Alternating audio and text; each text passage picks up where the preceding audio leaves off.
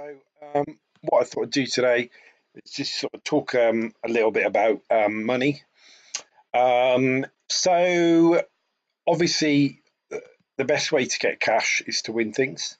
So, obviously, you want to be in the Champions League, you want to be top of the league, you want to keep in all the cups. So, always try to put a strong team in the cups just to so we can keep and get a good cup run. And also, if you win a cup, it can improve your reputation. So you'll also see that there are quite a lot of friendlies that I've had. So I've had 3 rounds of friendlies. I'm just about to schedule in a 4th round of friendlies. Now I do tours, and I do tours of North Africa, Middle East, and Argentina can sometimes pay good money as well. So you're looking for income to be higher than the fee. These aren't actually that good. Okay, yeah, these are rubbish, so we won't go here. Okay, so sometimes Argentina works, sometimes it doesn't. So Japan, maybe.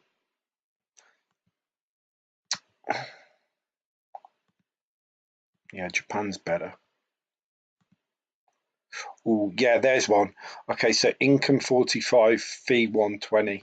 So obviously we want to get more games that are like that. Let's see if we can get something. But there you go. So let's see if we can get a third. So usually the higher the fee, the more kind of money you can get, but it doesn't always work. There you go. Yeah, so maybe we might be able to get a 4th big game here. Zaka. Yeah, I know we're already playing those. Okay, that'll do. I can't, but yeah, basically, so that's going to make us 1.2 million. So it used to be the case that in order to make money off of friendlies, you used to have to set up on a Friday, Saturday, and Sunday a league, and you would get loads of money from TV revenue. But that doesn't work anymore. So what you have to do now is tours. So these places that I've toured already this year have brought in loads of money. And it's not typically the places that you would expect. So let's cancel this and look at where I've been. So okay, so play some home games. Where are the home games? Oh yeah, play Barca and Juve because you can get big money from home games. You get about 1 million for those.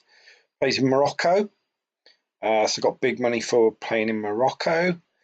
Canada, again another home friendly because sometimes you can get big money for home friendlies. So played in there's 2 games in Japan and 2 games in Iran. Don't know where they are. Algeria. More in Algeria, so played quite a lot of games in Algeria. Again, Morocco, Egypt, and an Italian tour as well, because that was when I had my trading trip. Okay, so that's making money from friendlies. I think I probably made about 10 million over the course of the season from friendlies. So that's actually quite a lot of money. Another key way to make money is not give in to wage rises. So Vieta and Callum were on big money. Gulam I had to give because he was literally at a mutiny. But all these others, I've kept them on really low wages. So they're probably he's going to start kicking off because he's only on 37 grand. But generally, when they ask, they'll come to you and say, I think I deserve a new contract. And all you need to do is calmly say, even if I want to, the club couldn't afford that now, and they will just go away and it'll all be fine. Yeah, so controlling the wage budget is really important. So when I signed Bernard Eschi, what I did was they were asking for 60 million, something like that. So what I did was I went and instead of paying the full money for them, I submitted a bid, like just a standard bid, like say 50 million, and then I declared interest as top target. And then what happens is they get annoyed when the bid is rejected, and they kick off to their manager, and then basically you can sign them for a cheaper price. So you can't always do that. I tried to do it with some other players and I couldn't do it, but I managed to do it with Bernardeschi. And Vieto was also cheap. And what I did was in my scouting, if you get a player shortlist, you can go through and ask the scout. So get all these players scouted first using the scouting option, get a scout report, and they'll give you asking prices. And then you can just go through and look at the players that are cheapest. So like Vieto was 18 million, but like Harry Kane would have cost me about 95 million. So obviously it was best for me, most cost effective for me to sign Vieto rather than waste money on players that are too expensive. So usually if you get a scout report, you can see when someone jumps out at you when they're really cheap. So see if we can find someone. Because these are all top players. Okay, so this guy, Kagawa, yeah, he's really cheap, but I can't sign him because of this EU thing. But obviously, I would definitely sign Kagawa because compared to all the people around him, he's really cheap and he also fits in with the kind of football that we're trying to play. He's got good flair, teamwork, off the ball, determination, work rate, decisions, first touch. So he would be perfect for us, but I can't buy him. Okay, so this guy, Everton Ribeiro, I think it's the same problem as well. He's Brazilian, yeah, so can't sign him. So yeah, so basically that's what I do. Kranovita, that would actually be a really good sign. I'll actually put a bid in for him. So let's just test the water, see what we can get him for with a 5 mil bid. Cook, no, ooh. Yeah, so I'm definitely thinking about him at the moment. He's definitely on my agenda, Lapadula. He's really good. I've had him before in this game. Do we have any money at the moment? No, we don't. Okay. But yeah, he's on my agenda. But yeah, that's what I do with players. I like this guy actually. I'd like to get a scout report. That's essentially what I do with players. I really want to get Grimaldo.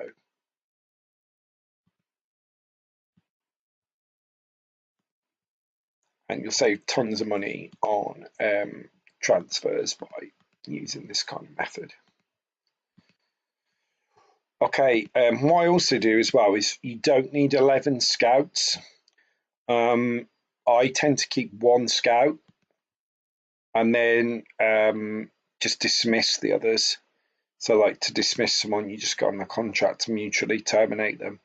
So I just keep this guy Pompolo and he does all my scouting. You don't need that many scouts really. Like one scout will get around the major leagues. I've still got quite a lot of these guys. Like I need to trim these squads down as well.